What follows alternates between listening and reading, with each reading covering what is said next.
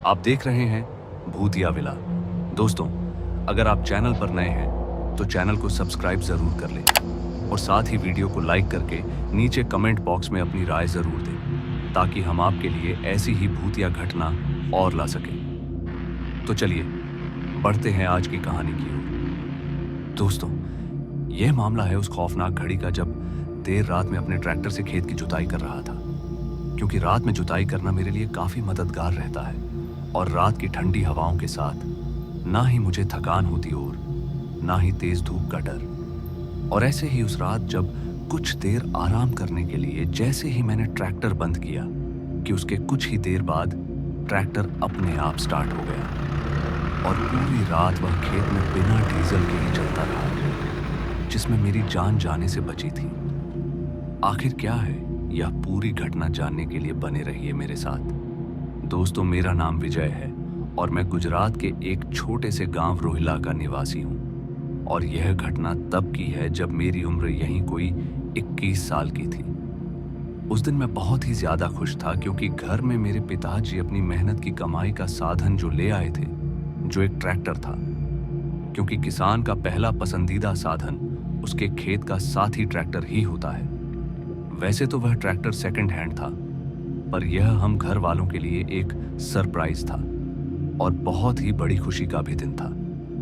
Tractor लिए अब हमें कई दिन बीत चुके थे, सब कुछ ठीक ठाक चल रहा था और हमने लोगों के खेत में काम करके काफी कम दिनों में अच्छे खासे पैसे भी कमा लिए थे। पर एक रात मुझे गांव के बड़े सेठ जी के खेत में जाना था खेत की जुताई के लिए।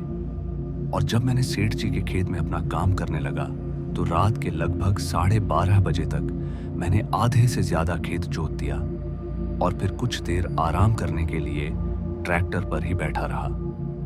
अभी मुझे आराम करते हुए कुछ देर ही हुई थी कि ना जाने कैसे मेरा बंद पड़ा ट्रैक्टर अपने आप स्टार्ट हो गया, जिसे देखकर मैं हैरान था कि भला मेरा ट्रैक्टर स्टार्ट कैसे हो गया, वो भी बिना किसी की मौजूदगी में। और जब मैंने अपने आजू बाजू में देखा तो मेरे पांव अपने आप ही कपकपाने लगे, यहां तक कि मेरा शरीर भी मेरा साथ नहीं दे रहा था और मेरी जान हलक तक आ गई थी।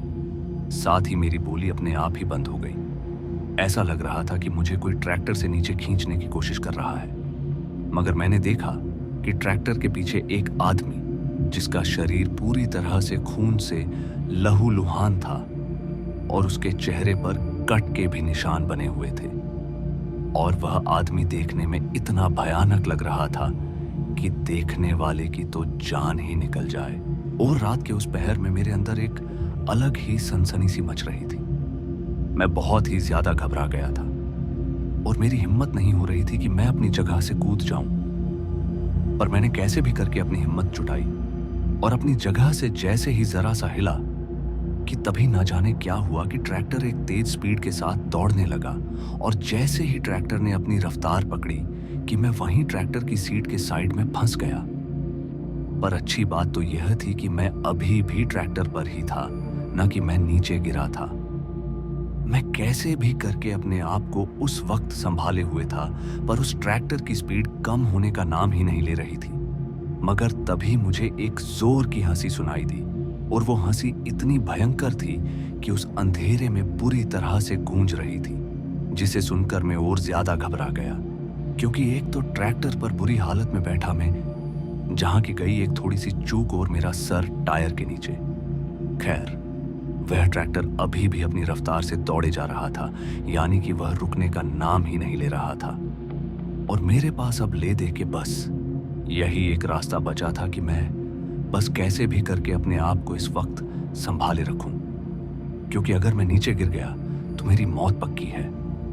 मगर वह आदमी ऐसा क्यों कर रहा था, ये तो मुझे भी नहीं मालूम। लेकिन जब ये ट्रैक्टर पापा घर पर लेकर आए थे, तब से अभी तक तो ऐसी कोई घटना भी नहीं घटी थी, तो फिर आज यह सब कैसे हुआ। खैर, उस रात वह ट्रैक्टर ऐसे ही घूमता रहा और जैसे ही सुबह के वक्त सूरज की पहली किरण ने धरती पर अपनी दस्तक दी कि तभी अचानक ही अपने आप वो ट्रैक्टर रुक गया। और जब मैं अपने आप को संभालते हुए उठा तो मैंने सामने की ओर देखा, जहां पर वह आदमी खड़ा था। मगर मैंने पाया कि अब वह वहां से गायब हो चुका था। लेकिन अब मैं कैसे भी करके पहले तो ट्रैक्टर से नीचे उतरा और वहीं खेत में ही जमीन पर गिर पड़ा। उस वक्त मेरी हालत मरने के समान हो गई थी, यहां तक कि मैं उठ तक नहीं पा रहा था और मेरा सर बुरी तरह से चकरा रहा था। हालांकि मैं अपनी आंखें बंद किए वहीं पर पड़ा रहा और फिर जब मेरी आंख खुली तो मैंने देखा कि मेरे आसपास काफी लोग जमा हैं और वहां पर खड़े हुए लोग मुझसे कुछ पूछ रहे थे। पर क्या यह तो मुझे नहीं मालूम, लेकिन हाँ, उनकी आवाज जरूर सुनाई दे रही थी और मैं उनसे बोलने की तो कोशिश बहुत कर रहा था, मगर मेरी आवाज उस वक्त बड़बड़ा कर ही रह जाती और मैं इस हालत में नहीं था कि मैं उठकर बैठ जाऊं। मगर वह सभी लोग मुझे उठाकर घर ले गए और जब घर वालों ने मुझे ऐसी हालत में देखा तो वह भी बुरी तरह घबरा गए कि आखिर मेरे साथ हुआ क्या है। मेरी बिगड़ती हालत को देखते हुए घर वाले जल्दी से मुझे अस्पताल ले गए, जहां पर मेरा कुछ दिनों तक इलाज चला और जब मैं ठीक होकर घर वापस लौटा तब जाकर मेरे घर वालों के चेहरे पर एक खुशी की झलक दिखी और सभी घर वाले मुझे देखकर बहुत ही ज्यादा खुश हो गए और मुझे आराम करने के लिए कहा। पर मेरा ध्यान अभी भी उसी हादसे की ओर था जो उस रात मेरे साथ हुआ था और मेरे जहन में वह घटना बार बार दौड़ रही थी। मगर तभी मेरे मुरझाए चेहरे को देखते हुए घर वालों ने मुझसे पूछा, क्या हुआ, बात क्या है? तब जाकर मैंने अपना मुंह खोला और वह पूरी बात बताई जो उस रात मेरे साथ घटी थी। मेरी यह दर्दनाक घटना सुनकर घर वाले भी दंग रह गए, पर किसी को भी समझ में नहीं आ रहा था कि यह सब हुआ तो हुआ कैसे। मगर तभी मेरा और पापा का ध्यान उस ट्रैक्टर की ओर गया और पापा ने जहां से यह ट्रैक्टर खरीदा था वहीं के लोगों से पूछताछ शुरू की और फिर जो घटना हमारे सामने उभर कर आई वह बहुत ही दिल दहला देने वाली थी, जो एक ऐसी दर्दनाक घटना थी जिसे सुनकर हमारे सभी के रोंगटे एक बार के लिए फिर से खड़े हो गए और हमें समझ आ गया कि सस्ते के चक्कर में हम मौत का साधन अपने घर लेकर आए हैं। दरअसल इस ट्रैक्टर के पीछे की एक खौफनाक कहानी है जिसे सुनकर आपका भी दिल दहल जाएगा। दरअसल ये ट्रैक्टर पापा ने हमारे गांव से लगभग 90 किलोमीटर दूर एक गांव जिसका नाम गुरदासपुरा है वहां से लिया था और उस गांव में इस ट्रैक्टर की दहशत आज भी लोगों के दिल और दिमाग पर छाई हुई है। इस गांव के लोगों ने बताया कि एक दिन जब गांव के ठाकुर साहब अपने खेत में जुताई कर रहे थे तो उन्होंने बगल वाले गरीब आदमी के खेत की सीव काट दी, जिसके चलते उन दोनों में विवाद शुरू हो गया और बात इतनी ज्यादा बढ़ जाएगी यह किसी को भी मालूम नहीं था। वह ठाकुर हमेशा से बहुत क्रूर व्यक्ति था। अगर गांव में कोई भी उसका कहना नहीं मानता तो वह अगले दिन उस आदमी की बुरी हालत कर देता, जिस वजह से वह गांव वालों पर अपनी मनमानी करता और गाली गलौज करता रहता। पर जिस वक्त उस गरीब किसान की सीव काटी तो उस वक्त उन दोनों के अलावा वहां पर कोई भी मौजूद नहीं था। अगर वहां कोई होता तो शायद वह दर्दनाक हादसा होने से रुक जाता और आज उस ट्रैक्टर की दहशत गांव के लोगों के जहन में नहीं बैठी होती। दरअसल जब उस गरीब किसान ने यह कहा कि मेरे खेत की सीव क्यों काटी तो वह ठाकुर उस किसान पर बरसते हुए बोला, क्या है तेरी परेशानी? ज्यादा बोल रहा है, जानता नहीं है तू कौन हूं मैं? और ये बोलते हुए उस ठाकुर ने सीव और भी ज्यादा काट दी, जिसे देखकर जब उस किसान ने उसे रोकने की कोशिश की तो तभी उस ठाकुर ने ट्रैक्टर उस आदमी के ऊपर चढ़ा दिया, जिस वजह से पीछे लगी मशीन से उस किसान के शरीर के कई टुकड़े हो गए और उस किसान ने वहीं तड़प तड़प कर दम तोड़ दिया। पर उस जालिम को उस किसान पर बिल्कुल भी दया नहीं आई। मगर फिर उसके बाद उस आदमी को पुलिस पकड़कर ले गई और कई सालों तक वह जेल में भी रहा, मगर उस आदमी का खौफ गांव वालों के दिल में बैठ गया। पर वह आदमी जब जेल से बाहर आया तो कुछ दिन तो सब कुछ ठीक ठाक रहा, लेकिन जिस दिन अमावस्या की वह काली रात आई तो उस दिन उस ठाकुर के घर में चीखने चिल्लाने की आवाजें आने लगी।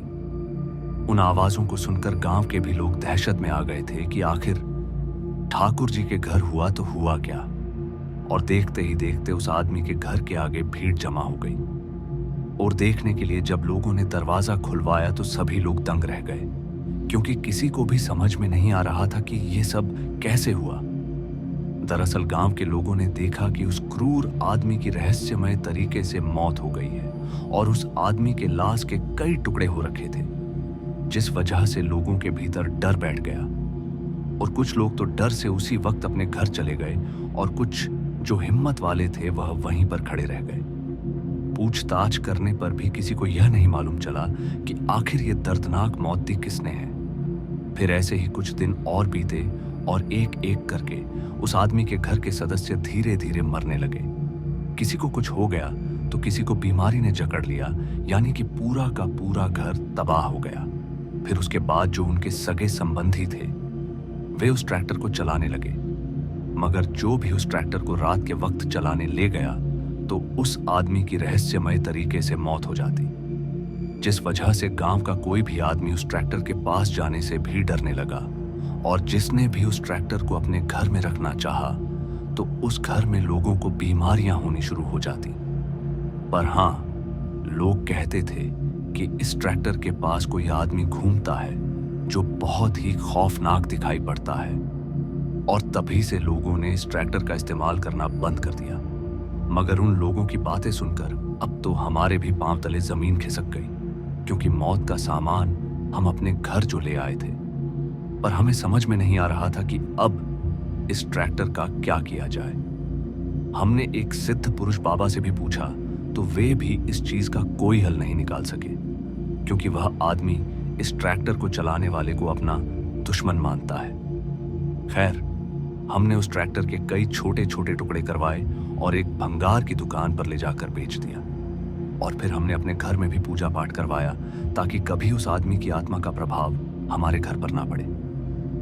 और उस दिन के बाद से तो हमें वैसा कुछ भी दिखाई नहीं दिया, लेकिन डर तो डर है, जो जहन में एक बार बैठ जाता है तो निकलने का कहाँ नाम लेता है। पर उस दिन के बाद से अभी तक तो सब नॉर्मल है, लेकिन आगे का भगवान मालिक है कि आखिर भविष्य में क्या होगा। तो दोस्तों, आज की इस कहानी में बस इतना ही, और मैं आपका दोस्त जल्द मिलूंगा एक ऐसी ही और डरावनी कहानी के साथ। धन्यवाद।